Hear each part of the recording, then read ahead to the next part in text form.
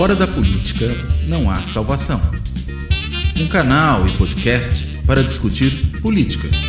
Produzido por mim, o cientista político Cláudio Couto.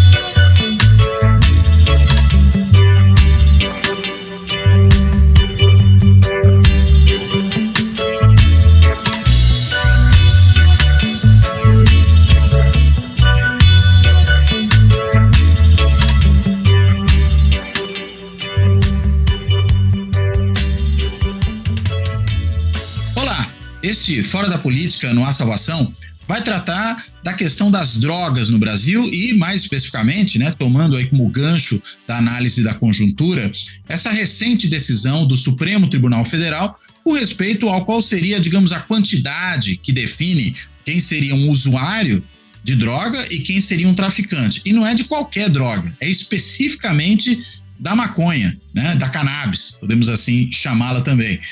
Mas que, enfim, até fica meio estranho, Por que a maconha e não qualquer outra droga? Porque se o indivíduo é usuário de uma certa quantidade pequenininha, ele seria usuário, seja lá de maconha, seja de cocaína, seja de heroína, seja de crack ou de qualquer outro tipo de entorpecente. Então não faz muito sentido, eventualmente, você ter exclusivamente para maconha isso, se a gente for pensar do ponto de vista lógico, mas talvez faça algum sentido se a gente for pensar numa certa estratégia que possa ter tido o Supremo Tribunal Federal ao decidir sobre esse tema, e não querer fazer uma descriminalização ou enfim, vamos depois discutir isso, mas vou chamar aqui uma descriminalização do consumo, da posse da droga para consumo próprio de forma generalizada. Talvez tenham percebido que no caso da maconha a resistência seria menor, se colocassem outras drogas haveria uma maior resistência, talvez seja por aí a questão. Agora, se a gente for pensar em termos mais lógicos, realmente quem é usuário pode ser usuário de qualquer uma delas e não especificamente da maconha. Mas enfim, o fato é que essa foi uma decisão que gerou muita controvérsia no debate político brasileiro. Nós vemos aí já uma reação por parte do Senado Federal, especificamente na figura do presidente do Senado Federal, o senador Rodrigo Pacheco, que eu costumo chamar de Rodrigo Pacheco o sonso, por conta aí da sua postura altamente dissimulada, daquele que parece às vezes que é moderado, mas tem posições que não seriam, daquele que parece que é um democrata, mas tem posições estranhas, enfim. Mas não vamos discutir o Rodrigo Pacheco, vamos discutir outro tipo de droga, falemos aqui da maconha especificamente. E o fato é que Rodrigo Pacheco falou, não, isso aí invade as competências do Congresso, é o Congresso que tem na realidade que legislar sobre isso, o Supremo estaria invadindo as competências do Congresso, e aí vai querer aprovar uma mudança da Constituição, aliás, que já foi aprovada no Senado e vai para a Câmara, uma mudança, proposta dele, não é só que ele a fez caminhar, ele a propôs, uma proposta dele para, no fim, criminalizar o próprio usuário. E a gente poderia, claro, dentre várias outras perguntas a serem feitas, perguntar que sentido faz, do ponto de vista, ainda que isso também seja passível de discussão, de um eventual combate às drogas, você criminalizar o usuário. Enfim, mas me parece uma ideia sem sentido, sem nexo, mas de qualquer maneira é essa a proposta do Pacheco, e isso coloca, para além da questão específica das drogas, um capítulo a mais também em todo esse embate interinstitucional que ganha corpo no governo Bolsonaro e que não deixou de existir após o final do governo Bolsonaro, porque aí o confronto entre executivo e judiciário que acontecia antes continua a acontecer, ainda que talvez não com a mesma intensidade, é claro, entre o Congresso Nacional e o Supremo Tribunal Federal. Isso continua ali a operar. Mas enfim, qual é o significado dessa decisão? O que significa descriminalizar a posse de uma pequena quantidade de maconha para consumo próprio? Como é que a gente enxerga isso no contexto mais geral da política antidrogas que existe, veja, não só no Brasil, mas em contexto internacional, da assim chamada guerra às drogas, que é alguma coisa que já está há muito tempo aí em curso, O que explica essa situação agora da adesão do Supremo dessa situação mais ampla que é a tal da guerra às drogas. Né? Por que esse é um problema tão difícil, né? Tão complicado de resolver? Por que a gente não caminha, por exemplo, no sentido de uma legalização, como alguns países, o próprio Uruguai aqui ao lado adotou, estados americanos, alguns países europeus, Portugal já adotou? Por que a gente se mantém essa política tão conservadora com relação a esse assunto? Enfim, para discutir esse tema, eu tenho um convidado que entende absolutamente tudo desse assunto, que é o Thiago Rodrigues. O Thiago é cientista político, é professor da Universidade Federal Fluminense, da área de Relações Internacionais, mas ele faz uma pesquisa sobre a questão das drogas já há um quarto de século. Eu estou aqui falando isso sem querer dar a entender que ele já é um cara muito velho, mas na realidade já é há muito tempo que ele estuda esse assunto. E ele é professor na UF, né, na Federal Fluminense, do Instituto de Estudos Estratégicos. E tem aí agora, no prelo, mas pronto já para sair agora em agosto, um livro chamado Drogas e Capitalismo, uma crítica marxista, publicado pela editora Autografia em cooperação com a Rede Marx. Né? Então, o Thiago, que já estuda há tantos anos esse tema, vai aqui nos brindar com a sua análise sobre esse assunto. Né? E o Thiago, só para complementar ainda, isso é importante para quem está aí na vida acadêmica, é também pesquisador, bolsista de produtividade em ciência política no CNPq. Enfim, feito aí todo esse introito, né, apresentando o Thiago, eu quero primeiro agradecer a ele por ter topado participar dessa conversa, né, e quero dar a ele as boas-vindas e fazer justamente a pergunta que estava aqui na minha introdução. Thiago, o que essa decisão do Supremo, ela nos permite compreender dessa questão toda mais ampla aí do combate às drogas, da preocupação, da criminalização das drogas, da guerra às drogas, enfim. Você pode aí avançar sobre os assuntos que você acha que são pertinentes para responder a pergunta. Por favor. Bom, Cláudio, primeiro eu queria te agradecer pelo convite, né, de estar aqui com você, com esse público que você tem, um debate super qualificado que eu gosto tanto, te conheço há tantos anos e te admiro há tantos anos também, e aí decidiu entrar por essa seara, né, desse mundo eletrônico, dos podcasts, etc., e faz isso também com muito brilhantismo. É um prazer estar aqui com você. E para falar sobre esse tema, né, que é o tema que tem mobilizado a minha agenda de pesquisa, como você disse, há tanto tempo, e que, infelizmente, não sai de moda, né, porque eu até brinco com os meus alunos e alunas que eu gostaria de mudar de tema, né, mas o tema não me deixa, né? Porque a situação, ela parece que fica girando, às vezes em falso, né? No caso brasileiro, a nossa agenda nessa temática, como também na questão reprodutiva, os direitos da mulher, etc., são tão retroagidas, né, que a gente está tentando defender o mínimo, né, e defender pautas que já estavam mais ou menos resolvidas, né? Então, a gente viu agora esse absurdo todo com relação ao aborto e uma lei que criminaliza, né, e sobrecriminaliza a mulher, né, e parece uma agenda que estava encaminhada, né, no Código Civil de 1940. Né? No caso da política de drogas, a gente vai num passo parecido, né? Que é o passo de um superconservadorismo, que no caso das drogas especificamente vem atravessado por questões morais também, por questões de preconceito racial e de preconceito de classe. Né? Então a gente tem um combo ultraconservador, né, que a temática de drogas, ela aciona paixões, né, nesse combo, quer dizer, um combo muito útil para a ultradireita, porque ele aciona simultaneamente, né, numa só tacada, ele aciona muitos medos morais, né, quer dizer, preconceitos de raça, de classe e de comportamento moral, a chamada pauta dos costumes. Né. Então, o que a gente está agora comemorando, né, que o STF julgou, né, no caso específico da maconha e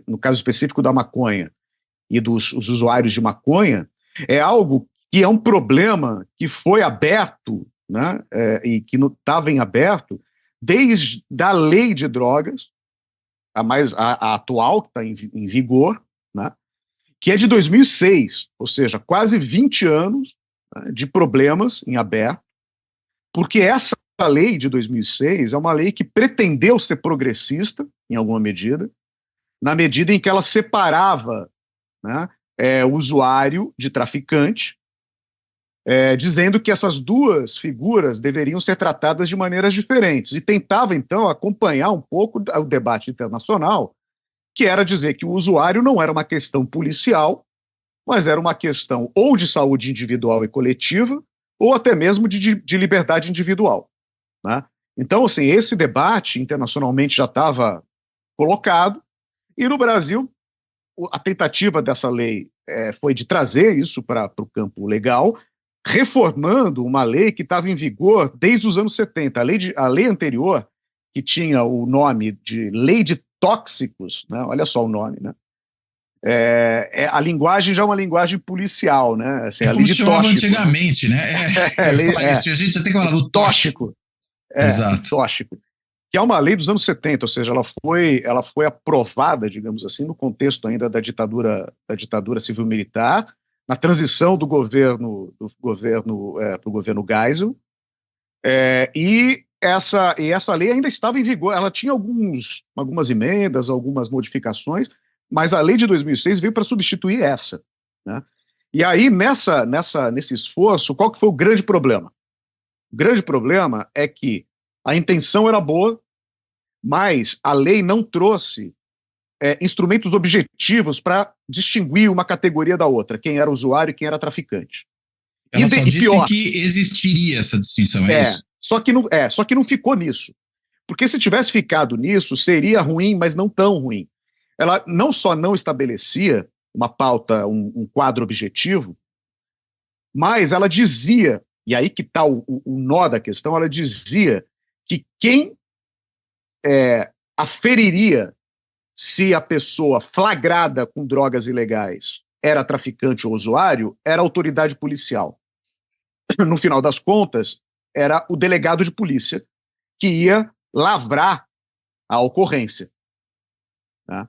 Então, veja bem, aí que está o problema. A combinação dessas duas coisas, a ausência de objetividade, combinada com a ideia de que alguém ia definir, e esse alguém era o delegado, deixou, né, engatilhado um processo que não demorou nada para começar a acontecer, que foi um processo de superencarceramento. Então, o Brasil, se a gente acompanhar os gráficos de encarceramento no Brasil, a gente vê imediatamente, o desenho é muito claro, como a partir de 2007 e 2008 há uma curva agudamente ascendente, e a base desse processo foram prisões por tráfico de drogas. Quer dizer, a pessoa era enquadrada como traficante. E independente da quantidade que portava no momento do flagrante, né? Porque isso não estava em questão. Então, o que passou a vigir, na verdade, o que não estava escrito, mas era o que fazia essa lei funcionar, é uma coisa que na criminologia crítica a gente chama de seletividade penal, né? Quer dizer, a lei é para todos, mas ela é aplicada seletivamente, né? Então, a seletividade penal é o seguinte: quem é o verdadeiro alvo, o público-alvo, digamos assim, da lei penal, né? E geralmente são as classes baixas, os excluídos de uma sociedade, as classes consideradas perigosas, etc. E no caso brasileiro, isso é bem evidente quem são essas pessoas, né? São as pessoas negras, periféricas, faveladas, né, de baixa escolaridade, jovens em geral, né, excluídos do mercado de trabalho, com baixa escolaridade. E esse público começou a ser cada vez mais o público a alimentar o sistema penal, né, condenado por tráfico de drogas. O IPEA fez uma pesquisa muito difícil de ser feita, publicou no ano passado, depois eu mando para você disponibilizar o link, uma pesquisa exemplar, assim, uma pesquisa muito necessária, tentando fazer, e eles conseguiram fazer um cruzamento de bases de dados, porque o sistema de informação penal no Brasil é propositadamente um caos, né? Quer dizer, existem informações negadas, existem metodologias de medição diferentes, os estados medem de maneiras diferentes, o sistema federal é um sistema que carece de um regime próprio para aferir o que é feito em cada Secretaria de Segurança Pública estadual, enfim, é uma baderna, né? E o IPEA conseguiu fazer isso focando na questão de drogas e chegou, na verdade, a números que a gente já sabia pelas pesquisas parciais que a gente tinha acesso e já sabia filosoficamente, né? Pela observação e pela análise histórica, que a maioria desse público preso por tráfico de drogas tem um perfil, e esse perfil é esse que eu acabei de mencionar. E os dados são, assim, alarmantes. 86% dos presos, dos flagrados e aí processados por tráfico de drogas, 86% negros e 68%, aliás, 86% homens e 68% negros, né? Então, assim, a maioria absoluta homens, jovens, então 72% com menos de 30 anos, 70% também, mais ou menos, com baixa escolaridade, só o ensino fundamental incompleto, e 68% negros. Então é mais ou menos tudo na casa dos 70%, né? 70% para tudo na média. São perfis muito correlacionados, né? Geralmente totalmente, você tem aí uma certa endogeneidade nisso. E só que apesar dessa maioria de homens presos, quando os dados são para mulheres que estão já encarceradas, elas são muito menores no sistema carcerário brasileiro, mas proporcionalmente 70%, entre 65% e 70% das mulheres presas estão presas por tráfico de drogas. A incidência sobre as mulheres é muito grande, né? Então elas são muito incriminadas, relacionadas, por exemplo, aos seus companheiros, né? Elas são incriminadas às vezes de forma correlata, né? Ou correlacionada aos seus companheiros que estão presos, enfim, há uma sobrecriminalização proporcional das mulheres, também negras e de baixa escolaridade, periféricas e faveladas. Então, o que o IPEA conseguiu foi finalmente dar uma concretude estatística para isso que a gente, de uma forma parcial, né, fragmentária, já sabia há muito tempo, né, e que a lei de 2006 tinha deixado. Então, a lei de 2006, ela teve, eu ironicamente digo que ela é um Frankenstein, é um monstro, né, porque ela tem um coração progressista, uma intenção muito boa, né, o cérebro dela é meio oco, como o do Frankenstein, assim, é meio idiota, porque você não sabe muito bem para que lado ela vai, só que o corpo dela é explicitamente marombado e reacionário, né? Então, assim, ela abriu as portas, escancarou as portas para a seletividade penal. E aí, quando esse coletivo de pessoas e de amigos curi, etc., fazem uma petição na Suprema Corte do Brasil, né?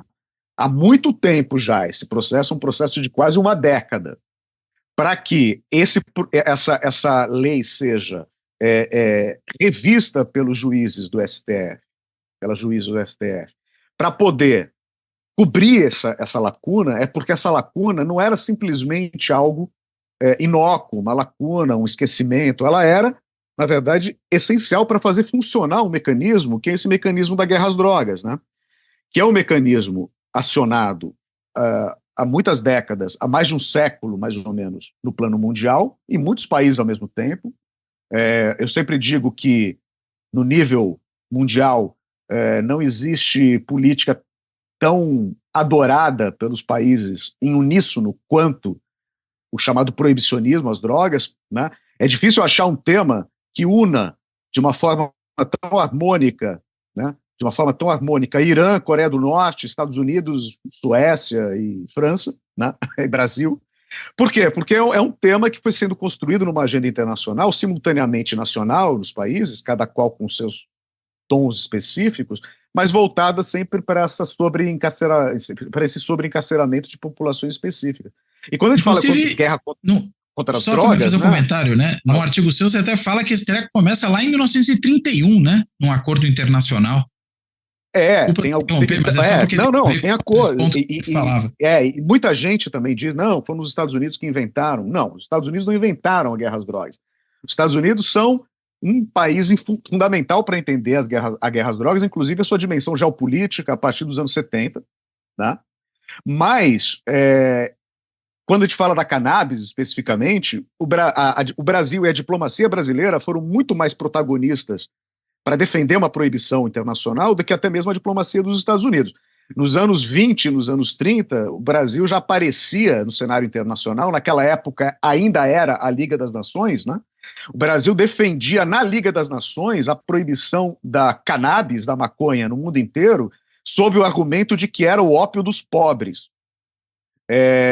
Como se o ópio fosse só consumido por classes altas, né? Mas, enfim, o que a diplomacia brasileira naquela época queria dizer é que a cannabis ela era algo consumida pelas classes baixas, sobretudo pelos afrodescendentes no Brasil, e que tinha propriedades altamente perigosas para a mentalidade de populações incivilizadas, de caráter barbárico e costumes imorais, né? E essa lógica aparece em vários países, nos Estados Unidos, mas também no México, também na Argentina, na Europa Ocidental, né, na China. Quer dizer, a gente pode acompanhar uma lógica parecida onde quer que a gente olhe nessa época toda, e o Brasil, quer dizer, a cannabis sempre foi a droga psicoativa ilegal mais consumida no Brasil, né? E eu digo droga ilegal, né? Porque a legal sempre foi o álcool, né? Em segundo lugar, o tabaco, e a cannabis como a droga ilegal, porque é uma droga que começa a ser consumida no período colonial brasileiro, ninguém sabe exatamente quando começa, mas como é uma substância, né, a planta, ela não é de origem americana, né, ela tem uma variante indiana, africana. né? Ela tem uma variante africana, uma variante asiática, né? Índica, né? Então, assim, ela chegou às Américas, né? Então, ela foi trazida às Américas. Só que ela rapidamente ganhou muita difusão, porque ela foi plantada, a planta foi plantada e estimulada por conta do uso da fibra dela, né? Que a fibra é tirada da planta em si, e que é muito útil para uma série de usos, assim, de roupas e coisas do tipo. Exatamente, né? Que é o cânhamo, né? E até o século XIX, o cânhamo era a principal fonte de fibras do mundo. Tá? As pessoas não sabem, mas todas as velas das caravelas eram de cânhamo. A maioria todo o encordamento dos navios era de cânhamo. A maioria do papel usado pelo Gutenberg na invenção da prensa é de cânhamo, né? Porque você então, tinha... Se bobear, o cara fuma a Bíblia de Gutenberg. Olha, eu não afirmaria isso totalmente, mas assim, a chance é grande. Porque também era muito, na época, também se usava muito pele de carneiro e outros animais, né? Como para fazer o papel. Mas assim, o papel, né? Até o século XIX, quando o desenvolvimento da química industrial conseguiu fazer com que a celulose pudesse ser utilizada como fonte de fibra de papel, principalmente, né? Porque até então a celulose era muito difícil de ser processada, ela não tinha sido nem isolada, né? Então, assim, a celulose entra como principal produto da Revolução Industrial para o papel, e para as fibras industriais, né, a coincidência da proibição da cannabis nos anos 20 e 30 é a coincidência com a elaboração de fibras sintéticas, né, o nylon, né, por exemplo. Por quê? Isso pode parecer curiosidade e conversa assim, né, trívia, mas por exemplo, nos Estados Unidos o movimento anti-cannabis, anti-maconha nos anos 30, ele tinha muitos componentes raciais, né, principalmente associados à população negra e hispânica, mas o financiamento dessas ONGs e grupos que pleiteavam a proibição da cannabis vinha de fontes, de várias fontes, e uma das fontes era justamente a indústria petroquímica, que estava desenvolvendo o nylon, né? Para entrar nos têxteis, né? Para entrar nos têxteis, exatamente, né? E primeiro nos têxteis rudimentares, né, ou seja, material de encordamento, cordame industrial, e depois até nos têxteis de vestuário, né? E isso tem a ver com uma disputa que não tem nada a ver com o efeito da maconha, quer dizer, mas a moralização do debate ajudou no processo de proibição. No caso do Brasil, é o vínculo com população negra, com população ribeirinha, com população indígena ou cabocla, né? Que começa a vir para os centros urbanos, muito vinculada a questões da religiosidade afrodescendente também, porque havia uma utilização muito disseminada no candomblé da cannabis, que foi altamente reprimida e que foi parcialmente suprimida para poder haver uma aceitabilidade maior do candomblé, né, a partir dos anos 30 e 40.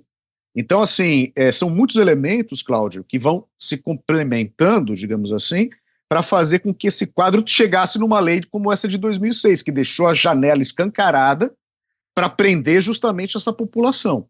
E aí, quando o STF é chamado a arbitrar sobre isso, ele está, na verdade, sendo chamado para arbitrar sobre essa janela, que é uma janela escancarada para todas as drogas, e aí você, na sua introdução, destacou um elemento importante, que foi apenas para cannabis que essa decisão foi tomada agora, né?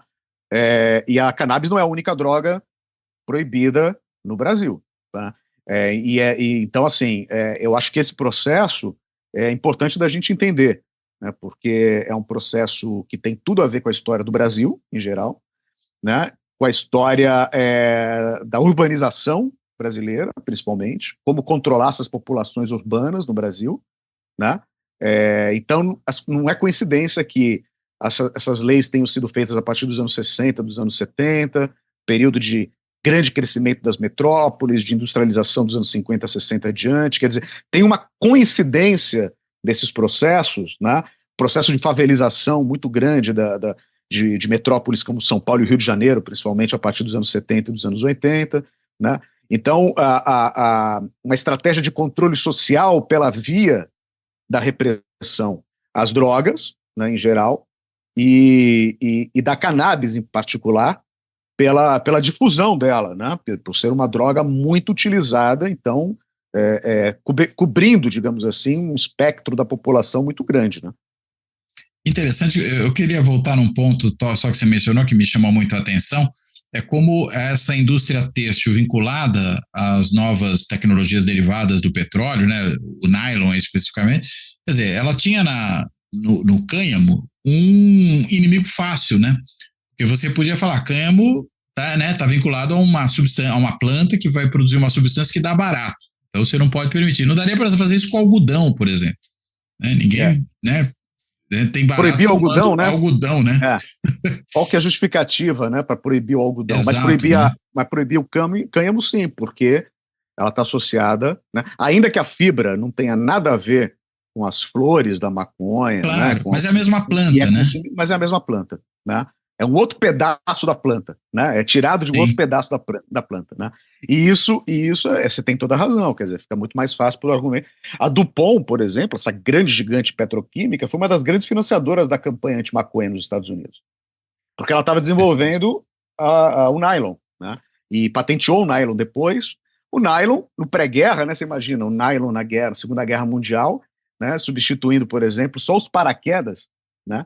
Que antes eram de seda, né, e passam a ser de nylon depois, mas só isso já teria feito a fortuna da indústria petroquímica, né? E então você tem uma ideia da dimensão desse lobby, né, que foi muito poderoso e continua sendo. E hoje em dia é um lobby, você mencionou o Uruguai e os Estados Unidos, a maioria dos estados americanos já tem legalização para os dois usos da cannabis, o chamado terapêutico medicinal ou recreativo, né? Esse lobby agora se inverteu, né? Porque era um lobby para proibir e nas últimas 2 décadas virou um lobby para legalizar, né? E é interessante. Por que isso? E é interessante porque a entrada, de novo, você tem as 2 entradas principais, que é a moral e a de saúde, né? Porque 100 anos atrás, a entrada moral dizia o seguinte, bom, isso daí é imoral porque transtorna, imbeciliza, faz a pessoa ficar agressiva. Quer dizer, os argumentos eram contraditórios. Alguns diziam que a cannabis fazia a pessoa ficar agressiva. O outro falar que a cannabis fazia a pessoa ficar idiota e sem atividade. Quer dizer, agressivo ou sem atividade são coisas que não combinam. Se o cara está prostrado, ele não é agressivo, né? Mas os dois argumentos... uma notícia de que a polícia alemã estava querendo convencer os hooligans a, em vez de beberem cerveja, fumarem um baseado, porque aí ele ficava tudo muito mais tranquilo você controlar uma torcida que fumou um beck do que para você controlar a torcida que está embriagada, né? Exato. Talvez eles não torçam com tanta vibração depois, mas aí é uma história. O álcool é uma droga muito mais tóxica, né? Claro. Do que a cannabis, né? Era agressividade, né? E ela intoxica o organismo. Ela intoxica o organismo muito mais, demora para passar, enfim, tem várias questões metabólicas também, mas assim, o que é interessante é que o lobby se inverte, porque então dizia, moralmente era reprimível, ou repreensível, e do ponto de vista de saúde, os argumentos eram ainda, obviamente, do ponto de vista científico, muito precários, mas vinham com argumentos de cunho médico ou aparência médica, para dizer que a cannabis promovia grandes danos à saúde. As primeiras pesquisas sérias do ponto de vista de efeito à saúde da cannabis começam nos anos 80, tá? Até nos anos 80 do século passado. Antes disso, era tudo muito no campo especulativo e atravessado por questões morais, e no mundo inteiro, tá? Então, assim, as pesquisas, quando elas começam a ser mais sérias, a própria OMS, no final dos anos 80, recomenda pesquisas sobre cannabis para alguns tipos de tratamento, de alguns componentes da cannabis. Todo mundo já deve ter ouvido falar aí, por exemplo, do canabidiol, né, por exemplo, né? Sim. O canabidiol é uma substância que hoje em dia é o carro-chefe do processo de legalização da cannabis no mundo, porque o canabidiol tem propriedades anticonvulsionantes ou anticonvulsivas, e outras propriedades muito importantes no tratamento de doenças sérias, não só neurológicas, mas principalmente neurológicas, que tem muito mais benefício e muito menos malefício do que outros medicamentos, outras drogas, né? Que deixam o organismo muito mais intoxicado. Então, esse foi o carro-chefe médico, digamos assim. E o carro-chefe moral deu uma reviravolta, por quê? Porque a gente hoje em dia já está na geração, a geração das pessoas que fumaram maconha na contracultura, no final dos anos 60, início dos anos 70, que é quando isso atinge nos Estados Unidos, ou mesmo em países como o Brasil, as classes médias brancas, né? Essas classes médias brancas envelheceram e viraram CEOs, presidentes da República, governadores, senadores, etc., e fumaram com seus filhos. Houve um abrandamento, digamos assim, do ponto de vista moral, porque houve uma certa regularização numa fatia da classe média branca, né? Uma fatia da classe média branca que é formadora de opinião e que assume postos de poder econômico e políticos. Então, do ponto de vista moral, houve um abrandamento dessa ideia. Bom, o cara fala assim, eu fumei maconha e hoje eu sou presidente do banco, não sei o quê. Enfim, né? Qual o problema disso, né? Qual o problema? Aí o cara que é do Vale do Silício, ele diz, não, eu tenho uma companhia que vale vários bilhões de dólares e eu inventei o meu software fumando maconha. Quer dizer, então você tem uma espécie até de positivação do uso da maconha, né? Por pessoas que são consideradas bem-sucedidas na economia neoliberal, né? E isso dá uma limpada na barra, digamos assim, né, moral da cannabis, né, pelo menos para a classe média branca, pelo menos para a classe média branca, né? Então, nesse extrato, o moralismo continua existindo, mas o establishment deu uma abrandada, né? Os presidentes começam a falar, eu fumei, mas não traguei, o outro fala, não sei o que, blá, blá. Começou a ter esse papo, né, já nos anos 90, e aí quando o processo começa a ter uma pressão, um lobby econômico, a coisa vai adiante também. Então, moralmente e economicamente, a pressão começa a funcionar. E aqui no Brasil, curiosamente, os últimos anos tem tido uma abertura para cannabis. Eu me lembro muito bem, uns anos atrás, faz quase 10 anos, eu me lembro de uma reportagem no Fantástico sobre os benefícios do canabidiol. Quando eu vi a chamada, eu falei assim, alguma coisa está mudando. Porque uma chamada no Fantástico, ou seja, né, na TV Globo, a grande imprensa, a imprensa de massa, né? Não era na TV a cabo, não era um programa às 2:30 da manhã, não era um documentário, era um grande programa semanal, o programa de variedades da família brasileira, né? Chegar nesse programa, uma reportagem favorável aos usos, e aí no Brasil o movimento de mães, veja só, né? Mães de filhos neurodivergentes, né? Com graves síndromes neurológicas, né?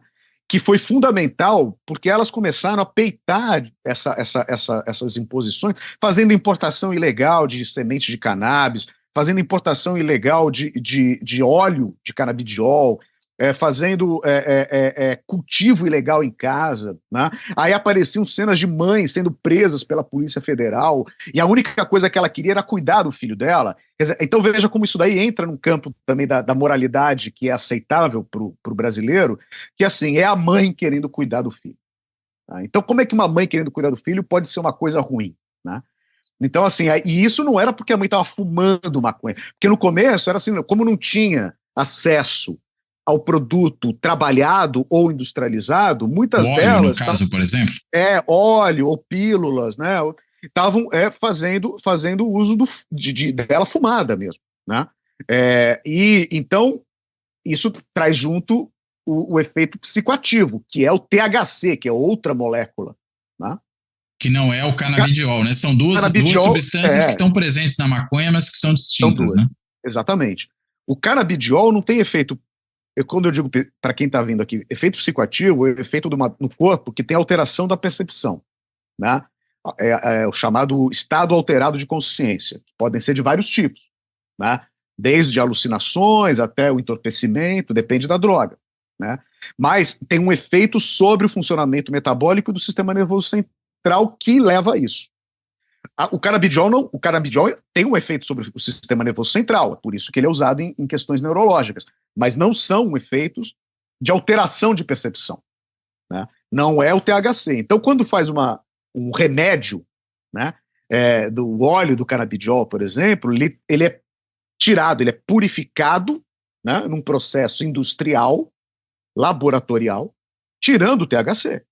Então, o THC, agora tem bebidas, lá nos Estados Unidos tem muito isso agora, você vai no lugar, vai tomar, assim, refrigerante com canabidiol, que assim, que é o contrário do estimulante, né? Ao invés do cara tomar um estimulante, que é um refrigerante com tanina, um Red Bull, por exemplo, né? Um Red Bull, né? Que tem cafeína ou similares, que são estimulantes, né? A cafeína é uma droga psicoativa. Taurina e cafeína, que são drogas psicoativas, estimulantes, como a cocaína, né? Existem agora os refrigerantes relaxantes, né? Que são os desestimulantes, né? Eles desestimulam, quer dizer, então você está cansado, está estressado, teve um dia ruim no trabalho, você toma um refrigerante à base de canabidiol, quer dizer, que é para ter o efeito contrário, para dar um relax. Ao invés de tomar um whisky, né, que era muito que a geração dos nossos professores, né, a geração dos intelectuais, dava uma relaxada, não, agora você toma um canabidiol, né? E isso Red Bull deve ser um White Bull, alguma coisa assim. Eu não sei, mas enfim. A cor do Bull, eu não sei. Essa questão é importante para ver como que regulariza, normaliza. E aí é uma porta de entrada para a legalização desses usos. Mas essa galera toda que está na prisão, que eu mencionei agora há pouco, está lá porque esse pessoal não está incluído nessa indústria do canabidiol, entende? Esse pessoal é o pessoal que está na indústria ilegal do tráfico de drogas. Né? Ou supostamente é colocada como fazendo parte desse grande mecanismo transnacional que gera $1 trilhão por ano, que é o estimados, né, obviamente, porque isso não tem contabilidade oficial, que é o tráfico de drogas, de todas as drogas ilegalizadas no mundo. São muitas, né? Então, eu acho que é importante que o que foi arbitrado no Brasil, agora, duas coisas, então. Uma janela, uma lacuna deixada pela lei de 2006. Uma lacuna perigosíssima, que deixou aberta essa grande possibilidade de superencarcerar. E, em segundo lugar, impulsionada por uma maior aceitabilidade da cannabis como uso recreativo para a classe alta ou classe média e como uso medicinal sem efeito psicoativo.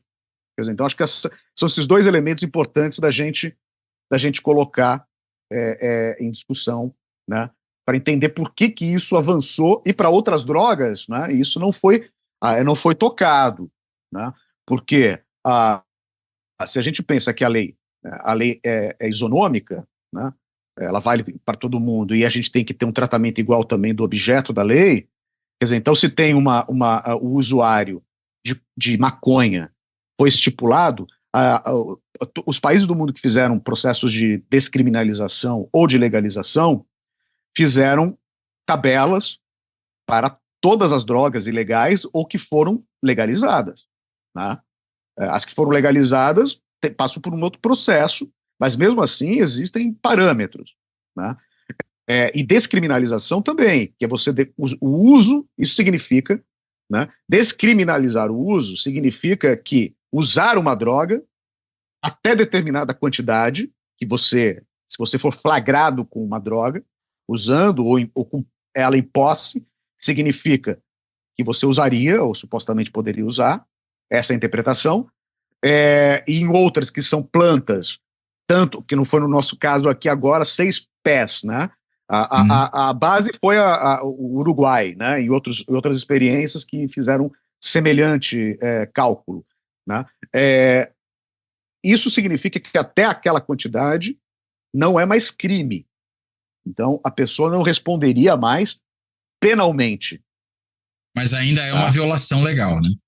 Isso aí pode variar. Por exemplo, no caso do Brasil, agora, o que aconteceu, e o criminólogo Salo de Carvalho ponderou isso a semana passada, e eu concordo com ele, muita gente está falando que foi descriminalizado o usuário de maconha no Brasil. Eu concordo com a interpretação do Salo.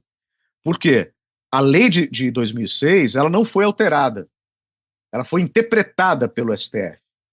E o artigo 28 dessa lei continua chamando as sanções que o usuário vai sofrer de penas. São penas não de encarceramento. Mas, por exemplo, prestação de serviço à comunidade, quando ela passa a ser obrigatória porque é uma sanção penal, ela é uma pena. A pessoa, ela entra no sistema, ela fica com antecedentes de passar pelo sistema, né? Ela não é considerada criminosa de tráfico de drogas. Por isso ela não vai para a cadeia. Mas ela ainda é considerada uma infratora do sistema, do Código Penal, né?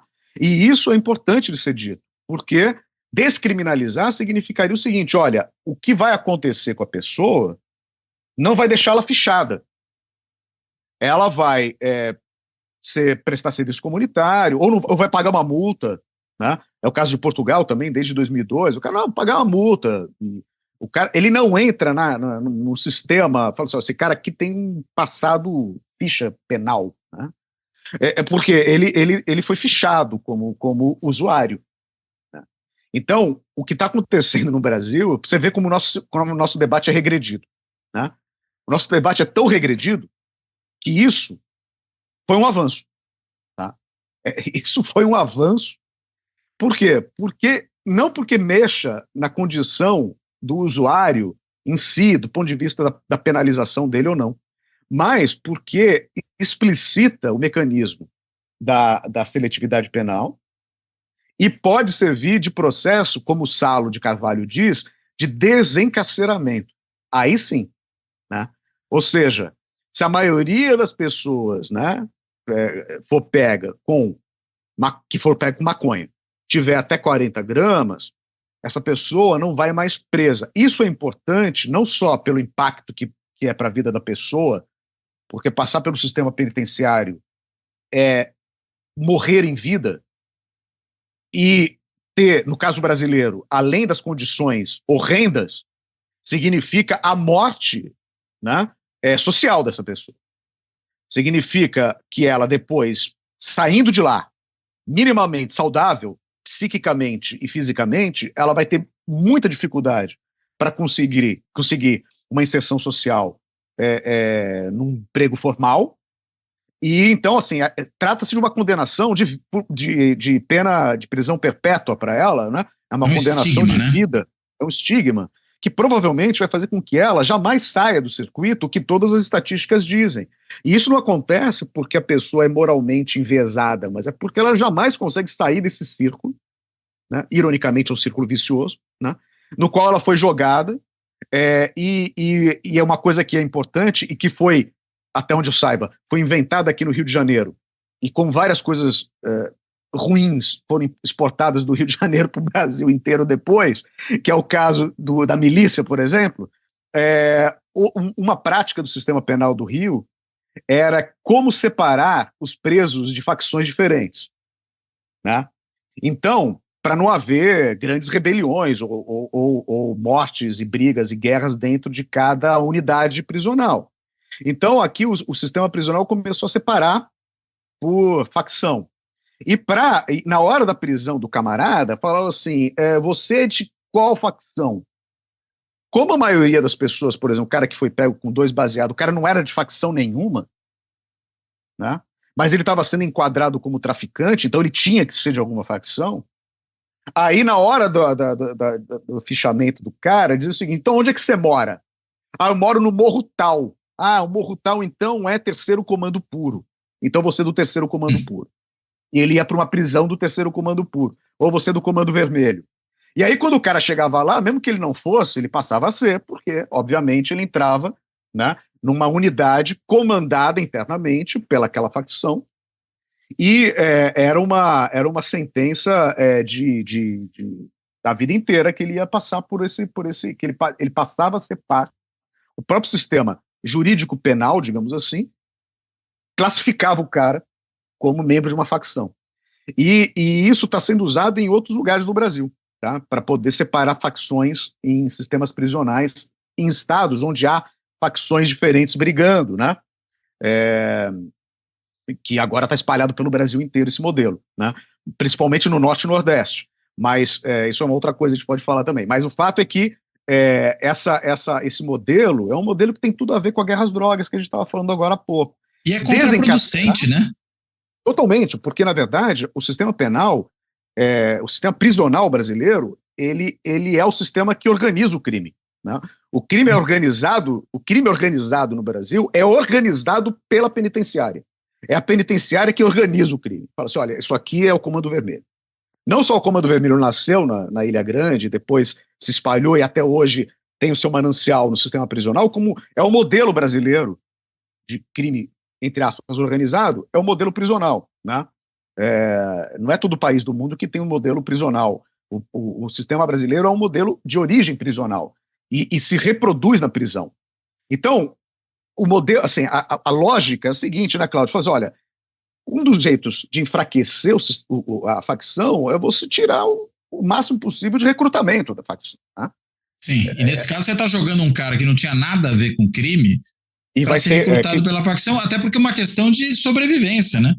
Exatamente. Você coloca o cara no meio de uma prisão cheia de criminoso, perigoso. Exatamente. Muitas vezes. Você fala, ou você se junta a nós, ou você tá ferrado, cara. Exatamente.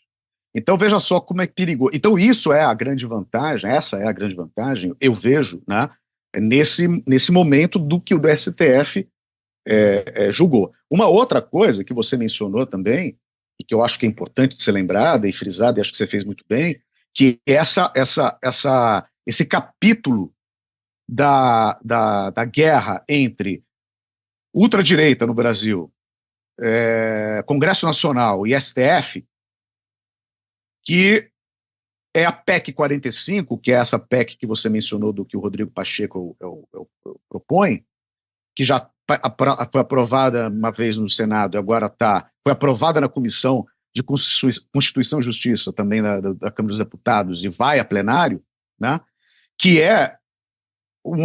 nem o Irã tem isso, tá? Que é criminalizar o usuário na Constituição. Tá? Nem, eu estou falando do Irã porque todo mundo é uma teocracia ultramoralista. Nem o Irã tem isso de criminalizar o usuário de droga na Constituição. É isso que a PEC 45 quer. Quer dizer, não é Do nem na Pacheco, lei né? nem lei infraconstitucional. É criminalizar na Constituição. Ou seja, acrescentar uma linha lá no artigo 5º da Constituição dizendo que usar drogas ilegais no Brasil é crime. Quer dizer, é fazer com que o crime de usar drogas ilegais passe a ser, né, uma cláusula constitucional e, portanto, muito mais difícil de ser derrubada. Né? Então, assim, e apesar de ser difícil de ser aprovada, tá? É difícil de ser aprovada porque ela pode passar por problemas de aprovação, cálculos no Congresso, vetos presidenciais, mas ela esgarça a corda. Né? Não, essa nem veto tem, né? Porque emenda constitucional não é passível de veto. Não tem veto, tá certo, lembrou muito bem. O que isso pode ser é declarada uma emenda constitucional inconstitucional no Supremo, mas o Supremo vai ter que entrar em mais uma briga com o Congresso. Mais uma briga. E é esgarçamento da pauta, né? Dessa pauta, então, que é para a ultradireita falar, ó, tá vendo? A gente está fazendo a nossa parte, a gente não consegue fazer porque existe uma ditadura do STF. Enfim, essa coisa toda que é do STF, que é comunista, gaysista e maconhista, né? Então, e abortista, né? Então, assim, essa instrumentalização, a instrumentalização do problema da cannabis e das drogas por esse debate. Então, quem acha que é um debate à parte, não, é um debate central da lógica brasileira hoje, da política brasileira hoje, né? Que é essa instrumentalização das pautas morais para a disputa da polarização política no Brasil, né? E ficar queimando qualquer... E aí o debate fica regredido, né? Como a gente diz. Então o progressismo começa a defender trincheiras de retaguarda, né? Ao invés de avançar trincheiras para frente, está voltando trincheira velha, que é para manter... Né? Então, se você tem no Uruguai um país do lado... Para evitar o retrocesso, né? Para evitar retrocessos, né? Quer dizer, então você começa a invés... E isso é uma tática, cá entre nós, brilhante da ultradireita, né?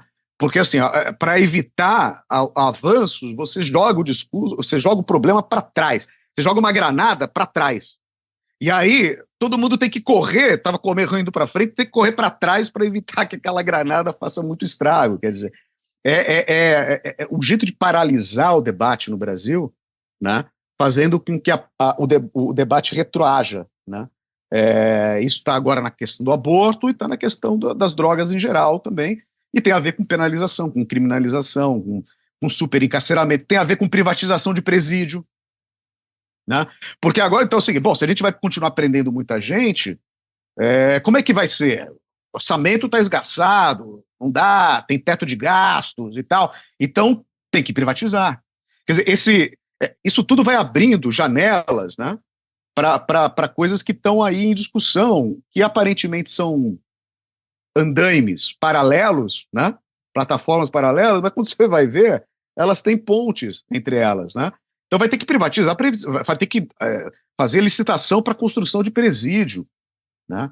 Para poder encarcerar essa gente toda. Você vai ter cannabis legal para uso médico, mas é proibido plantar cannabis industrialmente. Da onde é que vem, então, essa cannabis industrial? Né? Vem de alguma empresa estrangeira. Isso também é isso? Bem de alguma empresa estrangeira. Não, mas sim, porque tá proibição do plantio. Mas mesmo que seja para uso, pode ser, o uso pessoal não é industrial. Né? Sim. O uso industrial, plantar mais do que 6 pés é tráfico de drogas. Na atual conjuntura. Na PEC não tem nem isso, 6 pés. Né? 1 pé já é tráfico de droga. Então, assim, 6 pés, 6 plantas de cannabis é para consumo pessoal. Para você ter uma indústria de cannabis medicinal viável, é preciso ter uma autorização para o plantio industrial de cannabis com fins terapêuticos. Tá? É isso que fez o Canadá. Agora, quais são as grandes indústrias do mundo? Da onde são as grandes indústrias do mundo de cannabis medicinal? São estadunidenses, são canadenses. E que estão entrando agora. Então, veja só, o Brasil começa a fazer discussões sobre isso, né? Começa a permitir importação, começa a permitir distribuição no SUS. Existem cidades como Volta Redonda, no Rio de Janeiro, Búzios, né? Cidades conservadoras, mas que estão com pautas de aprovação já, algumas já aprovaram, de distribuição de cannabis terapêutica no SUS, por conta dessa flexibilização da pauta, porque, inclusive, vereadores conservadores têm filhos neurodivergentes também, e começaram a ver que isso é bom para o próprio filho, ajudou a desmoralizar, né, desmoralizar no sentido de tirar do campo moral e trazer a cannabis medicinal para o campo do tratamento médico. Só que, tudo bem, a prefeitura aprova, mas a licitação vai vir da onde, né? Quer dizer, quem é que vai vender? Não tem uma indústria nacional de cannabis, né? Então, vai ser importação, né? Ou uma maquiladora brasileira que vai trazer o princípio ativo e vai simplesmente embalar no Brasil. Né? Então, assim, essa flexibilização, lá no Uruguai, você tem uma tentativa de criar um fornecimento também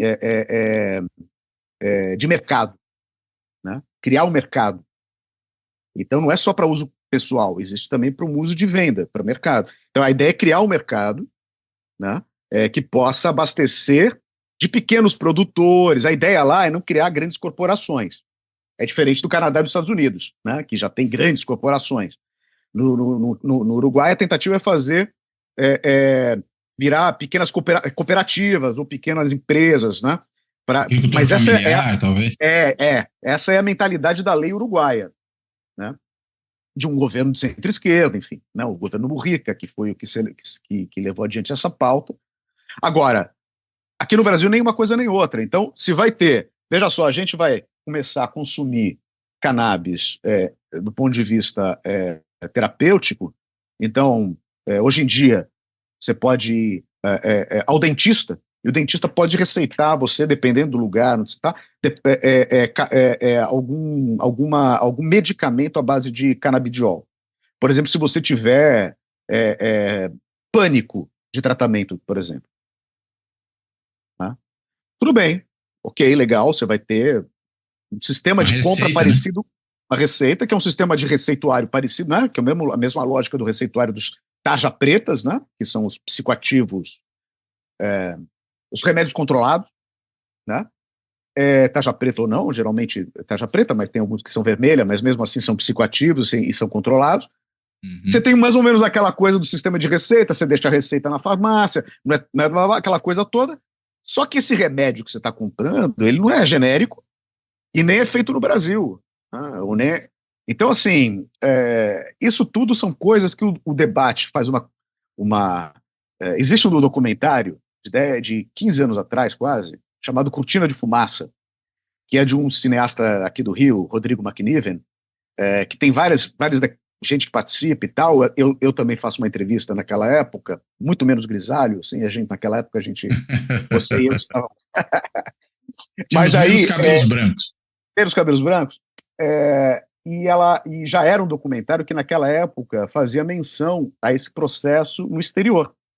E é antes do Uruguai, é antes dos Estados Unidos. Porque nos Estados Unidos foi em 2012, que teve a grande, que foi o Colorado e o estado de Washington, né, que foram dos primeiros que legalizaram para todos os fins, que antes já havia alguns estados com legalização terapêutica, mas não recreativa, né?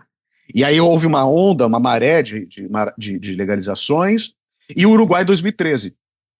Esse documentário de 2010, 2011, quer dizer, o processo ainda está... E de repente teve, né, uma maré, e aqui o Brasil ficou, né, de lado disso. Houve a militância das mães, que eu mencionei, e uma militância de juristas, né, e advogados que começam a advogar para essas famílias e que começam a dar volume ao movimento social que vinha crescendo no Brasil aos poucos, mas que já tinha a Marcha da Maconha, né, que é uma forma de organização que tem em vários países do mundo e que no Brasil começou nos anos 2000, sofreu muita perseguição, em 2010 recebeu uma autorização do STF para poder existir como liberdade, porque era tipificada como apologia estava, Apologia ao né, crime, né? ao crime, né? E o Então que como você é que tinha era a marcha da um maconha movimento pela legalização, né? é isso, e isso era considerado passível Então o STF teve que dar uma decisão dizendo, olha, é liberdade de expressão, não é apologia ao crime. Então, mas vê, assim, isso é a nossa situação, né? A situação do Brasil é essa, quer dizer, a gente, até agora, você tem as marchas da maconha no Brasil agora aconteceram nesse meio, geralmente é no meio do ano que acontece em várias cidades hoje em dia, e em alguns lugares, em Santa Catarina, por exemplo, né, que é um bastião do bolsonarismo, houve tentativas de proibição em Blumenau, né, e houve, mesmo assim, as marchas aconteceram, mas sob a ameaça de prisão, né, das pessoas. Enfim, é um quadro, né, que é um quadro distópico, né, se a gente for pensar em termos do quadro em outras situações, em outros lugares, né, em outros países, como a Colômbia, México, Argentina, Uruguai, são países que já trabalham com essas métricas, né, mais objetivas há muitos anos. Né? E a gente ainda não vai ter essa métrica, a lei de 2006 não foi alterada, que aí sim o Pacheco tem razão, isso é uma questão do legislativo, é o legislativo que tem que ter uma proposta, né, de alteração Mas aí dessa ele lei. quer retroagir, né? Para dizer que ele não vai ser subsumido pelo STF, ele retroage. Ele Ele retroage. podia, na verdade, proagir, né? Ele podia, na E realidade, olha, fazer a coisa de Cláudio, outra maneira. ninguém vai. E o triste é o seguinte: a situação no Congresso é tão complicada para centro-esquerda, digamos assim, que uma proposta. Agora, é a tática é a tática da bomba atômica para matar a formiga, né? Então é isso que eu estava dizendo, cara. Se há um perigo, há a possibilidade de algum deputado federal ou senador, né? Mas um deputado federal propor, né, uma revisão da lei de 2006 para estabelecer essa métrica na lei. Não, o cara já propõe uma PEC, ou seja, uma lei, né, quer dizer, para evitar qualquer possibilidade de lei infraconstitucional, né, já propôs uma lei que inviabilizaria, em princípio, a não ser que seja declarada inconstitucional pelo STF, inviabilizaria qualquer alteração na lei de 2006. Né, congelaria essa Não, lei e de que vai 2006. certamente fazer com que a própria lei de 2006 tenha boas partes dela que vão perder efeito, porque vão ser contrariadas pela nova norma constitucional que vai ser aprovada. Exatamente. Essa daí, inclusive, né? Isso. Da despenalização. Quer dizer, o usuário, né? Agora, é claro que tem a gente que está assistindo, a gente vai falar assim, bom, mas isso daí também é muito ingênuo, né? Porque tudo bem que até 40 gramas, mas quem vai prender o cara na rua, né? É o Tenente Peçanha, né? Que vai prender o cara, mas é isso, né? Vai prender o cara na rua e o cara vai continuar fazendo o juízo que faz, que é o juízo de raça, juízo de estilo de roupa, de vestimento, o lugar que o lugar que foi apreendido, né? O lugar que foi flagrado, né? Enfim, né? O jeito de falar, que são todos traços de várias Estereótipos, formas, né? estereótipos de preconceito, né?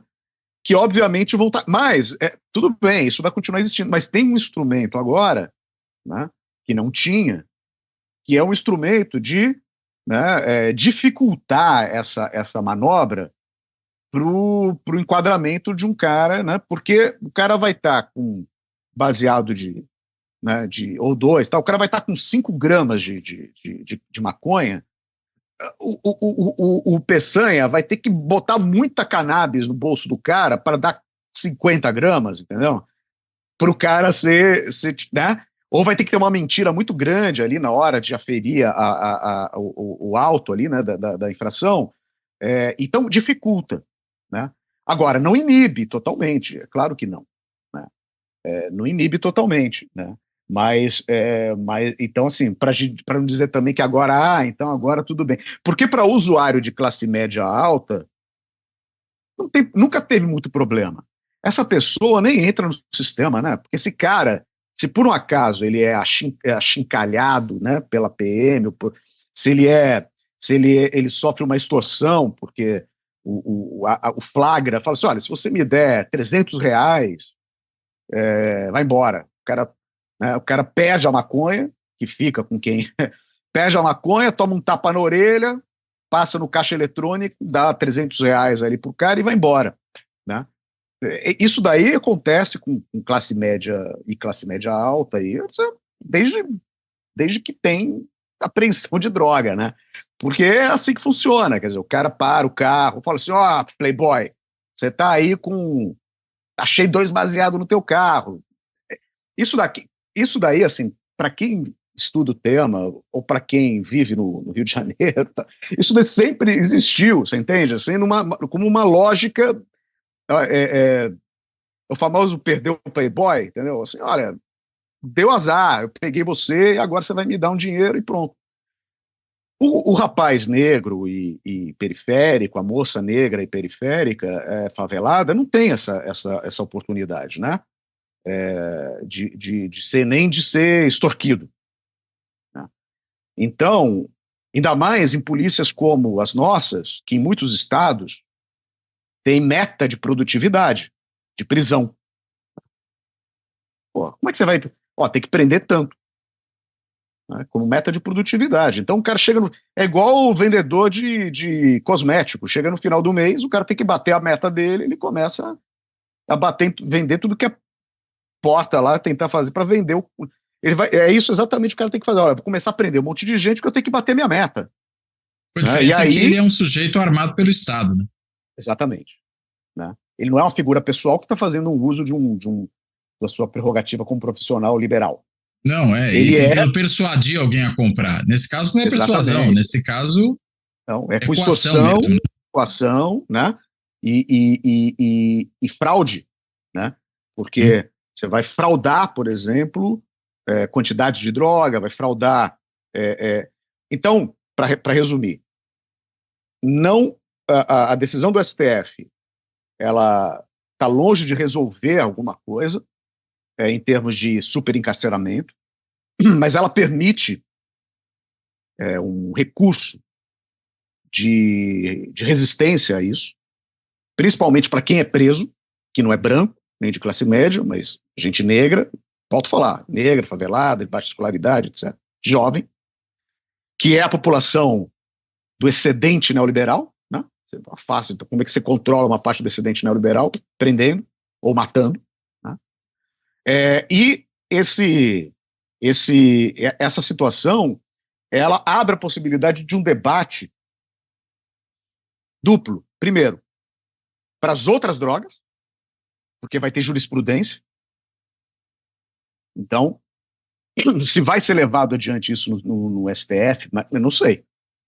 Mas abre a possibilidade de um outro processo que vai demorar mais 300 anos, mas enfim, mas num processo que é um processo para igualizar, né? Se as outras drogas são também proibidas como a maconha, e maconha tem agora essa história de gramatura, por que não pode para cocaína, por que não pode para heroína, por que não pode para o êxtase, por que não pode para o crack, né? Então vai abrir esse debate. E um outro debate que eu acho que até é mais urgente do que esse, que é o da retroatividade de quem foi preso com menos de 40 gramas. É verdade, porque aí tem um monte de gente que foi encarcerada com base nisso, né? Exatamente. Aí vai deixar o cara preso? Né? E aí sempre pode retroagir quando é em benefício do réu, né? Quando é em benefício do réu. E tem, por exemplo, tem alguns precedentes recentes importantes, né? Nos Estados Unidos, recentemente, no ano passado. Né? Aliás, você teve agora um grande indulto do Biden, mais de 175 mil pessoas que foram liberadas. Exatamente. Né? Então, quando é retroativamente pró-réu, né, o que diz toda a dogmática do direito penal é que o réu tem que ser beneficiado. Então vamos soltar a galera que foi presa aí, no processo do cara tem... foi traficante. Com quanto? 10 gramas? Tá fora. Então, quer dizer, veja só, num país que a saidinha, né, já é tema, né, de alvo e caiu, né, quer dizer, é atacada porque a saidinha... Então você imagina quando esse debate chegar e falar assim, não, imagina, vai soltar um monte de marginal, né? Porque esse vai ser o discurso, né? Mas o debate fica colocado. É claro que seria, na minha perspectiva, seria o correto se fazer do ponto de vista jurídico e do ponto de vista legal, humanitário, ético, enfim. Mas é claro também que vai aparecer falando, não, pode. E como o Brasil é o país do jeitinho, da coxambrada, é muito provável que, né, a tática da bomba atômica, né, fala assim, olha, para a gente não fazer isso, a gente faz aquilo. Né, para a gente não aprovar, para a gente tirar o projeto que agora tem que ir na praia de burca, vocês não vão querer que haja retroatividade da lei. Sabe? Coisas assim. Né? Que é o que a gente vê na atualidade no Brasil, quer dizer, esse tipo de ameaça o tempo inteiro. Né? A gente agora, você sabe, saiu de um processo de uma greve, né, na federal, e todo momento o discurso era um pouco esse, não pode fazer greve contra o governo Lula, porque senão vai voltar o Bolsonaro. Quer dizer, então, é sempre esse discurso a gente não pode, tá tão retroagido que a gente não pode. Né? Ninguém era contra o governo Lula, só estava reclamando de elementos que estão aí há muito tempo. Né? Mas não pode, porque qualquer coisa é joga água no moinho do Bolsonaro. Joga água no moinho do Bolsonaro. Né? E é assim que a gente está agora nessa situação.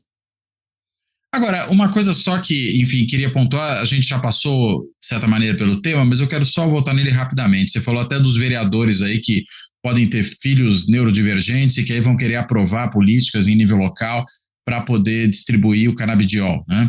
Agora, a gente viu até pouco tempo uma resistência, inclusive no Congresso, de parlamentares da área mais conservadora, se não reacionária, para a aprovação do uso medicinal do canabidiol. Que só pode ser medicinal mesmo, né? Porque o canabidiol não tem efeito de alteração de percepção, né? Psicoativo. Então, como é que você enxerga tá mudando isso? A gente teve essa resistência está sendo vencida, pelo menos? Eu acho que tá, pelas duas razões que eu comentei agora há pouco. Né? Eu acho que tem uma ligeira mudança de percepção moral, por conta dessas pessoas que experimentaram na própria vida pessoal, né, entes queridos sendo tratados, porque o médico recomendou, e aí tratou na surdina. Né? Eu não podia falar isso publicamente, porque a pauta toda conservadora, tal, mas... Né, e aí viu melhoras. Então, eu acho que isso não é negligenciável, essa mudança de percepção. Mas eu acho que tem uma coisa muito, muito forte, que é o lobby econômico. O lobby do mercado do canabidiol. A indústria farmacêutica que vai comercializar canabidiol agora. Eu acho que assim, falando assim, do ponto de vista assim, de uma lógica estritamente capitalista, começa a ter uma pressão para que o canabidiol seja regulamentado, normalizado, porque a lucratividade dele se tornou interessante para a indústria farmacêutica. Né? E eu acho que isso é mais importante, até hoje, do que, por isso que eu chamei de uma ligeira mudança na percepção moral e uma forte pressão de lobby econômico.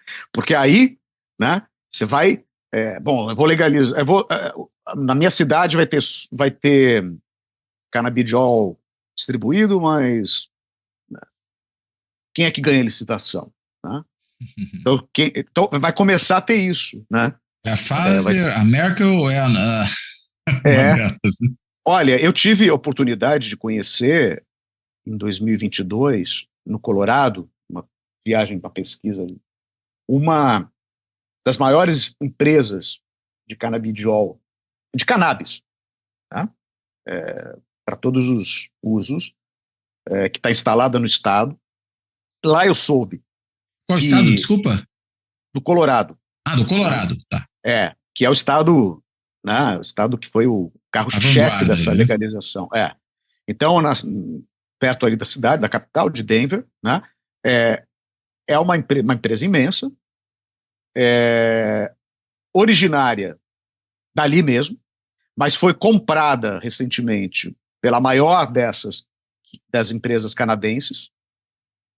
Já estava num processo de expansão, tinha comprado uma outra na Flórida, quer dizer, então já estava nesse processo de merging, né, com outras assim, e era, Cláudia, impressionante o tamanho da empresa, e assim, todo o processo controlado pela própria empresa.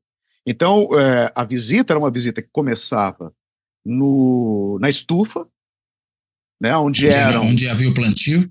Onde havia o plantio, tudo indoor, tudo fechado, tá? Né, porque ali, enfim, o clima não é propício para isso o ano inteiro, né? Porque faz frio no frio, né? Sim. Então, assim, aquilo ali permite uma produção ininterrupta e controlada. Então, as plantas, todas elas de várias... Então, assim, havia grandes estantes, como essas estantes de arquivo, né? De metal, mas grandes e altas, com vários... em cada andar dela, em cada estante dessa, uma variedade diferente de cannabis, trabalhadas e melhoradas geneticamente, e portanto com porcentagens diferentes de THC para ter efeitos mais ou menos poderosos, e nos níveis, né? As fases. Então se tinha desde da semente recém-plantada até a planta que já estava florescendo, né? Nessas grandes estantes, passava daí para outros setores, que eram setores de beneficiamento, de separação, tal, sei o quê, de processamento dos vários produtos diferentes, até chegar numa fase final, que era a fase dos vários produtos finais, né? Que ia desde bala de goma com THC, até bala de goma só com canabidiol, né? Porque você tinha bala de goma com efeito psicoativo e bala de goma só com efeito relaxante, com o canabidiol. Aí tinha uma máquina que eu achei que parecia máquina de desenho animado antigo, que era uma máquina assim que jogava de um lado, né, as flores moídas, saía do outro lado o cigarro pronto, o baseado pronto, uma máquina fazia isso, né? Então, assim, e nesse processo todo, quem acompanhava todas as fases de alta intensidade técnica, etc., eram profissionais, jovens profissionais, brancos e qualificados. Agrônomos, engenheiros químicos, né? A única etapa que tinha funcionários e funcionários negros e negras e de populações originárias, porque ainda tem muito ali naquela região, né, do Colorado, era a fase final, que era de embalagem e encaixotar. Quer dizer, trabalho então, assim, de mais baixa qualificação, né? Trabalho de mais baixa qualificação e portanto, imagino eu, né, logicamente menos remunerado. Menos remunerado, né? Claro. Pior remunerado. Então, veja, até mesmo no processo ali, reproduz-se, né, uma lógica que olha, legalizou, né? Agora, quem continua ali na fase legal, menos rentável, é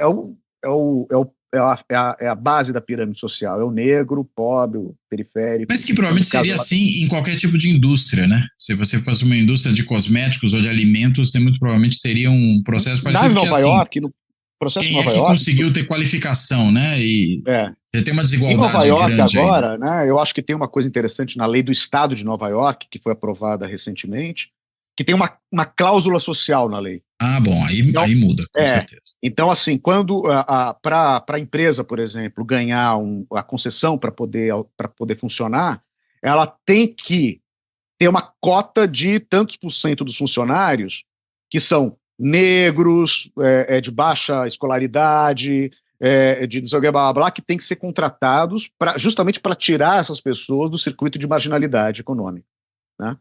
Então, porque senão o discurso aí sim é muito ingênuo, né? De falar assim, vamos legalizar a cannabis, e aí o rapaz que hoje vende baseado na boca de fumo, ou na biqueira, como diz em São Paulo, né, vai passar para a empresa. Não vai, né? Não vai. Não vai porque vai ter que fazer outra coisa, né? Vai ter que Sim. fazer outra atividade, provavelmente ilegal também, e provavelmente com alguma incidência de violência, ou seja, vai continuar na marginalidade. Então, essa cláusula social eu achei uma coisa muito interessante, que provavelmente, eu não analisei a fundo ali, mas provavelmente não tem, né, no Colorado, porque se tiver, não tem uma distinção muito grande ali, porque ou está muito no início, são só 10 anos de legalização, enfim, é um processo, né?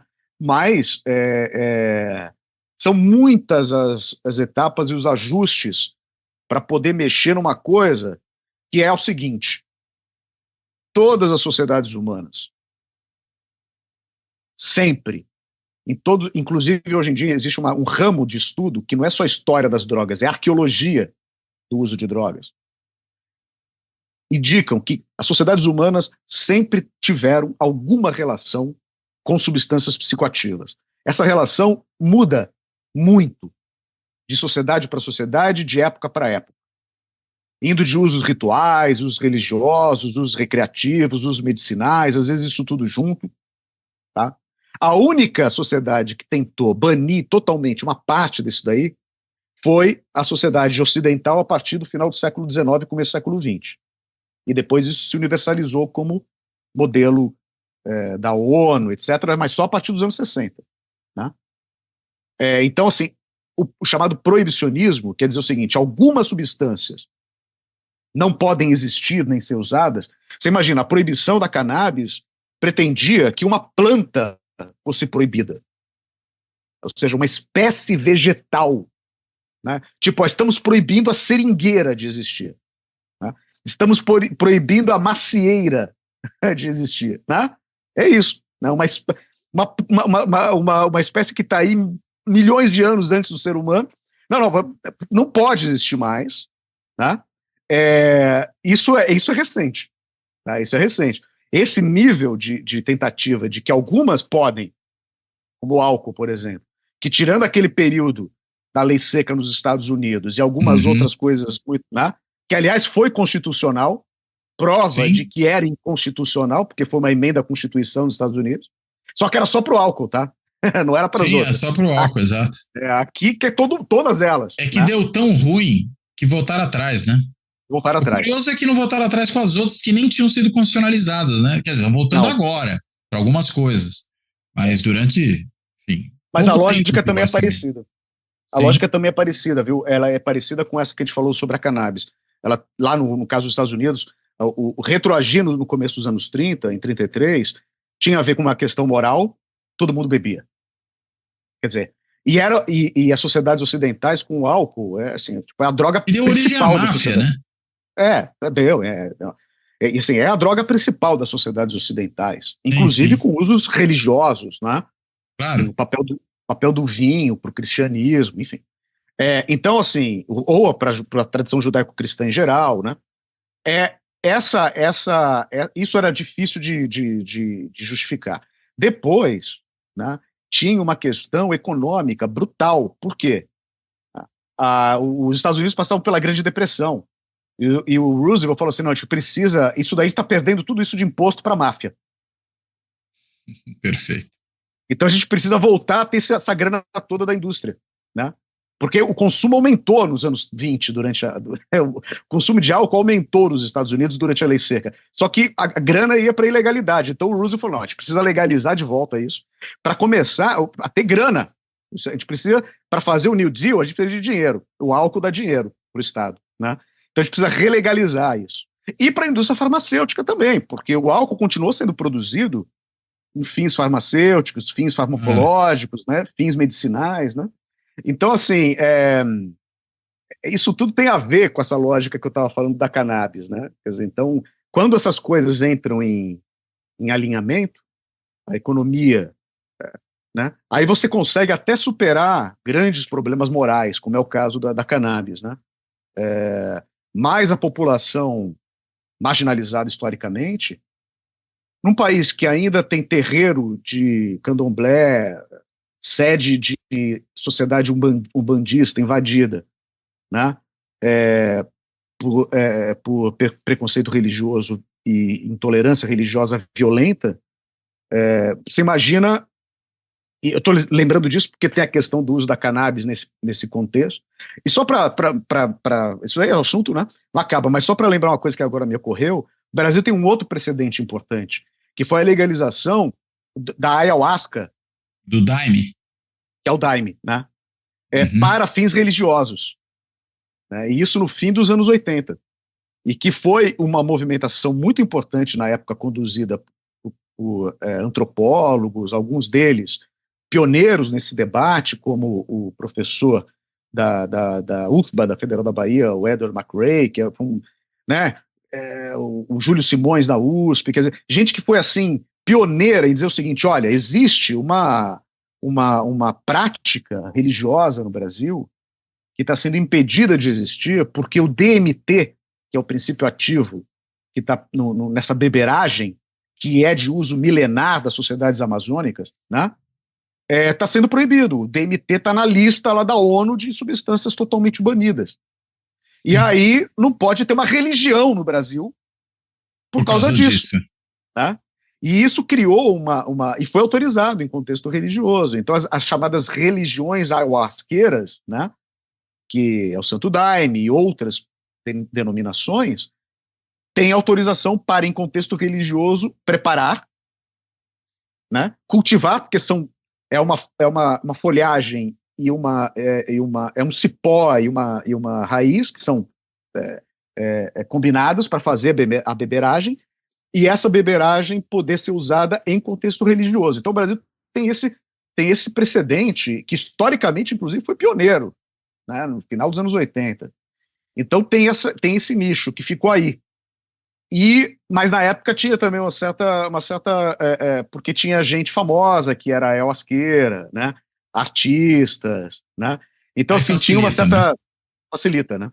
Então eu acho que isso dá um charme e facilita, que é a classe média alta e artística dizer, olha, ou o empresário dizer assim, não, eu fumo um baseado, isso daí me faz mais criativo.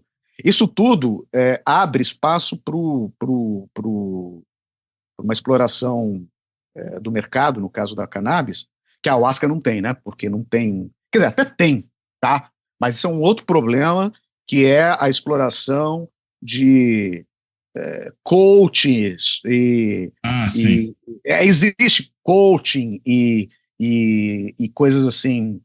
usando a ayahuasca. New Age, coisas assim, que vendem terapias e não são relacionadas às religiões de matriz amazônica, né? Porque é um sincretismo afro-amazônico, né?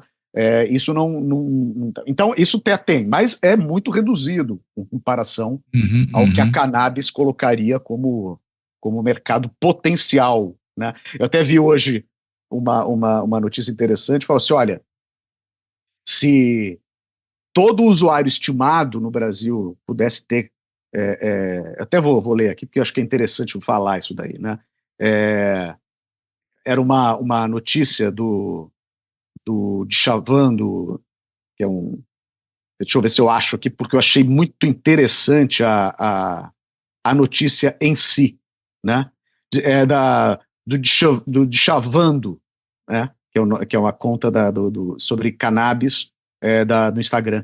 Diz assim, olha, se todos os usuários consumirem 40 gramas as 40 gramas de cannabis possíveis agora, o Brasil teria que ter uma produção de 88 toneladas né, de cannabis, né, anuais, né, para poder Dá conta do pessoal mercado. dar conta do mercado. Então, da onde virá isso? Então, aí que está o problema, né? Hoje em dia, continua vindo do mercado ilegal, né? Continua vindo do chamado narcotráfico, do tráfico de drogas, Uhum. né? Então, veja, isso é um problemaço, porque não cria possibilidade de ter um mercado legal, nem de ter cooperativas, que são o meio do caminho entre produção individual e empresa, né? Porque Uhum. países como a Espanha, Estados Unidos, em alguns estados, do Canadá, no Uruguai, tem cooperativas, que são clubes canábicos, como se chama. Então, porque tem uma coisa, né? O cara fala assim, não é todo consumidor de cannabis que quer virar agricultor. Você entende? O cara ele não quer entender de planta, é difícil plantar, é difícil, Tem que ter é uma planta agrônomo, tá? é uma planta delicada, não é assim, você não vai plantar o pé de feijão no algodão, né? Não é trabalho escolar, né? É difícil ter produção, né? Plantar, depois preparar, né? Fazer todo o processo. Então não é todo usuário que quer entender disso, o cara quer fumar maconha, entendeu? O cara não quer, né? Então os clubes, eles fazem isso, né? Porque assim, o clube, o cara tem uma expertise, ele vive disso, né? É uma associação civil sem fins lucrativos, né? O cara, ele recebe, as pessoas associadas pagam cotas, né, para receber a quantia legalmente autorizada. No Brasil seriam 40 gramas mensais, por exemplo, né? Aí, o que acontece? O cara, ele não precisa saber plantar, né? Ele se associa a um clube desse, que é vigiado pela vigilância sanitária, pela autoridade, quer dizer, tem licença, passa todo ano por uma vigilância, uma reautorização ou não. O cara passa por isso e o cara fica ali naquele negócio que é um pequeno negócio que não chega a ser um mercado, né? No sentido dessa empresa que eu mencionei para você, que é uma grande Uhum. empresa. Então, mas isso está longe de passar perto do Brasil. Então, o cara vai ter que querer plantar em casa, ou ele vai ter que comprar de alguém, E né? mesmo Esse plantando em alguém casa, ele ainda comete um delito administrativo, pelo menos segundo a ainda última decisão do começa, Supremo. Né? Não, exato. não é Não é alguma coisa que foi assim, legalizada, né? Não é o se ele Uruguai. pegar, se está, não é Uruguai. Então ele está passível de ainda sofrer essa sanção, né, que é Sim, penal, sim, tá? sim. Então, é penal. Então é isso que eu estou dizendo. Então assim, da onde virá, né, continuará sendo provida pelo sistema ilegal. Então essa maquinaria toda não é arranhada. Ela só começa a ser arranhada quando existe uma efetiva descriminalização da produção de drogas, algumas pelo menos, né? Por quê? Porque se a droga ela é ainda a produção dela é ilegal, então a oferta dela vai ser ilegal. Claro. Então Não há aí tem mágica, né? narcotráfico. Aí tem Sim. narcotráfico. Não há Né? como, né? Não haver. Não tem como, né? Se a produção é ilegal, a oferta é ilegal. Então, se a produção é ilegal, o narcotráfico existe. Para diminuir a oportunidade de janela de negócio do narcotráfico, é preciso tirar espaço de ilegalidade, né? É como assim, a ilegalidade ela faz uma sombra grande, e é nessa sombra que cresce o musgo do narcotráfico, né? Para tirar esse musgo tem que expor ao sol, para tirar o sol tem que tirar essa coberta, esse todo, né? Quanto mais sol pegar, menos musgo cresce, né? É tão simples quanto essa analogia, né? Agora, o jeito vai ser cooperativa, vai ser com empresa capitalista gigantesca transnacional, que é o caso do modelo americano, do modelo canadense, né? Vai ser com cooperativa, né? Vai ser com combinação desses três elementos, cooperativa e tal. E isso a gente está falando das drogas produzíveis, né? Mais facilmente, né? Porque tem outras mais complicadas, né? De serem feitas, né? E isso tudo é um debate, por isso que eu disse no começo da minha fala que eu gostaria de ter que mudar de tema, né? Mas Porque aí esse o problema tema, estaria resolvido, né? porque quer dizer que o tema não teria mais problema para resolver, então eu poderia Claro. mudar de assunto. Mas o problema, infelizmente, é para a minha geração de pesquisadores e para aquelas que a gente está formando agora também, pelo menos, terem que enfrentar por muitas décadas ainda, diferente, né? Claro, porque as coisas caminham e vai andando assim, dialeticamente o problema, mas ainda tem assunto. Tem assunto para muita tese, muito livro, muito debate e muitos programas bons como esse aqui. E nós tivemos muito assunto aqui, certamente. Tiago, quero te agradecer muitíssimo por essa conversa que rendeu com o assunto, inclusive, mas eu quero te devolver a palavra também, para você, se ainda houver um ponto que você acha que a gente, porventura, não tenha abordado, você possa abordar agora e para fazer aí na sequência a sua amarração final. Por favor. Bom, Cláudio, obrigado de novo. Eu acho que realmente a gente foi... Por mais que eu tenha tentado ficar na coisa aqui da efeméride, né, que foi o acontecimento do STF, é impossível ficar só nisso. Né? A ideia era justamente trazer o contexto, né? Porque as relações que isso estabelece são muitas, né? E de vários níveis. A gente falou de moralidade, a gente falou de controle social, a gente falou de preconceito de raça, a gente falou de preconceito de gênero, de classe social, a gente falou de questões internacionais, né, de como isso se articula internacionalmente. Eu acho que foi importante para poder dar exemplos de outros países, né, porque esse assunto é meio interditado, né, ele é muito atravessado por juízos morais ainda, então a gente não tem bolhas de discussão, mas um público mais amplo, mesmo que seja um público qualificado como é o seu, é um público que mesmo assim não tem acesso a esse debate de uma forma mais adensada. Então, eu agradeço muito mesmo pela sua chance. Uma das minhas metas com essa pesquisa que você mencionou, né, do CNPq, é justamente que eu estou desenvolvendo um marco analítico sobre essa questão, e uma das minhas principais metas é fazer com que o debate ganhe mais publicidade, né, mais o que você chama de análise da guerra às drogas, é essa?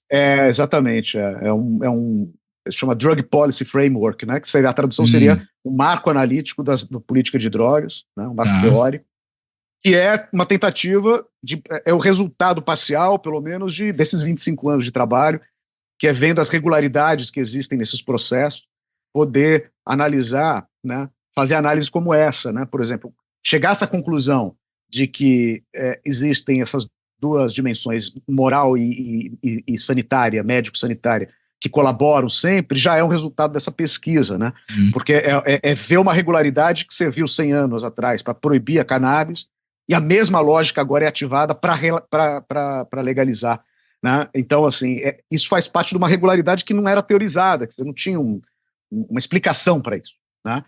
Então, essa falta de explicação sempre me incomodou muito, então faz parte desse projeto, e um dos elementos desse projeto é levar esse debate, sem o jargão científico, né, mais assim, pesado, mas levar esse debate para um público mais amplo e fazer com que isso seja...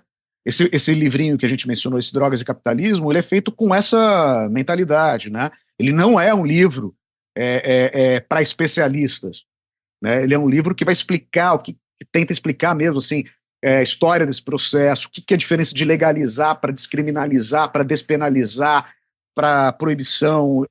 Quer dizer, tenta fazer uma coisa bem assim... orientada, né, para limpar o terreno desses preconceitos todos, que é um matagal que recobre o debate e que só ajuda a confundir, né?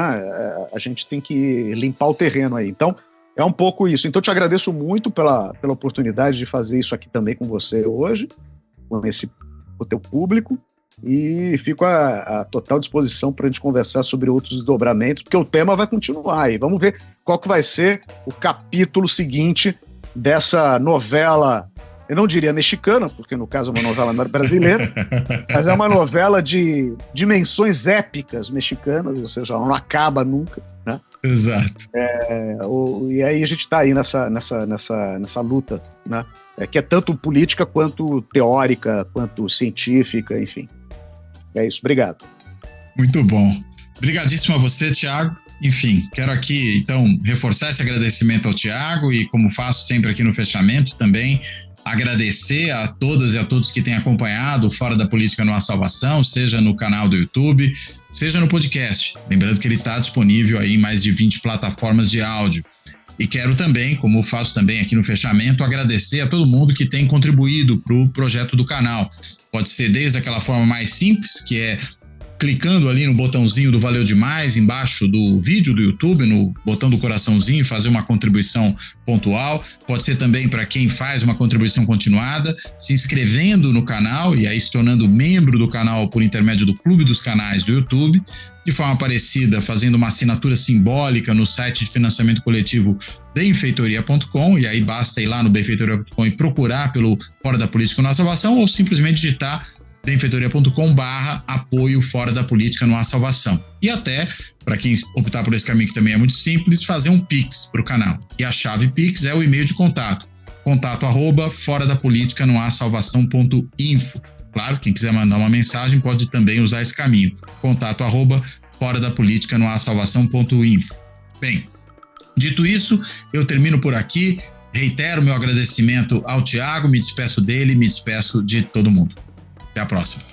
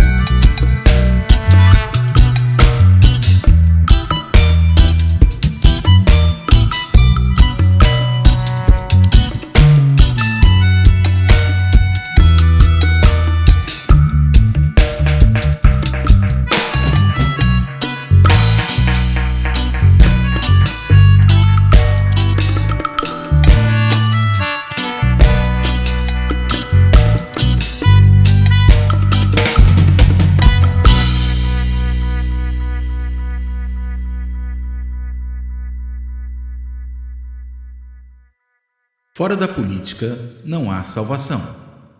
Um canal e podcast para discutir política. Produzido por mim, o cientista político Cláudio Couto.